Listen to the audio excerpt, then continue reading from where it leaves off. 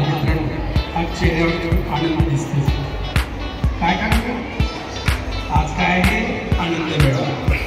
कारण आनंदाचं उधाण आपल्याला आलं. प्रत्येकाकडे काही पैसे दिसत आहेत, पण खायचे की नाही? मज्जाच मज्जा. मग चला तर मग काय आनंद मेळा आपण मज्जा करायची. कशाची? खाण्याची.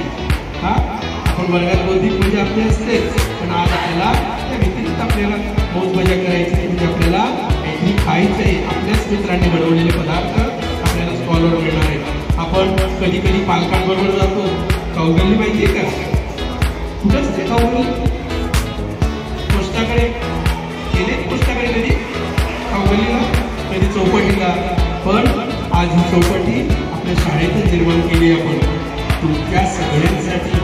आज या ठिकाणी विविध प्रकारचे स्टॉल आपल्याला दिसत आहेत. मग प्रत्येकाला खायचे की नाही? कुणी आहे का की मला आवडते असेल? नाही, सगळ्यांना आवडते. अरे वा.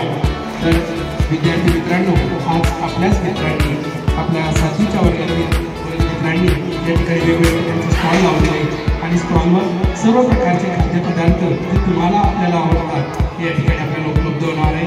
आणि तेही अल्प दरात. फक्त किती रुपये? 10 रुपये. फक्त किती? 10 रुपये. चला तर मग आपण जास्त वेळ न घेता आपल्या या बालमित्रांच्या स्टॉलवर आपण जाऊन आपण स्वतः त्या पदार्थांचा आस्वाद घेऊया. आणि त्या आस्वादबरोबर आपल्या या मित्रांनी जे स्टॉल लावले त्यांना व्यवहार, तुम्हाला देखील व्यवहार करतील आणि त्यांना देखील. कारण आतापर्यंत काय होतं, तुमच्या पालकांबरोबर तुम्ही जाता, बरोबर आहे की नाही? पैसे ते देतात, किती परत आले, किती दिले याचा हिशोब असतो नाही. पण आता हिशोब तुम्हाला मिळणार आहे. तुम्ही पैसे देणार आणि मग ते तुम्हाला परत करतील. आपले पैसे मोजायचे, परत परवड मिळाले की लक्षात. आपल्याला हिशोब ठेवायचा आहे. आपण 50 रुपयाची नोट देतोय, 10 रुपयाचे घेणार आहोत, परत पैसे परत मिळायला होते नको.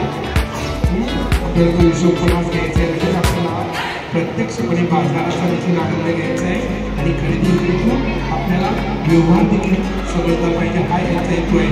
आणि या ठिकाणी ज्यांनी कार्यक्रमाचं आयोजन केले त्या साथीच्या वर्गाची शिक्षिका अश्विनी गीते यांनी मुलांना अगदी चांगल्या प्रकारचे मार्गदर्शन केले आणि या विद्यार्थ्यांनी देखील चांगल्या प्रकारचे स्टॉल लावले. असंच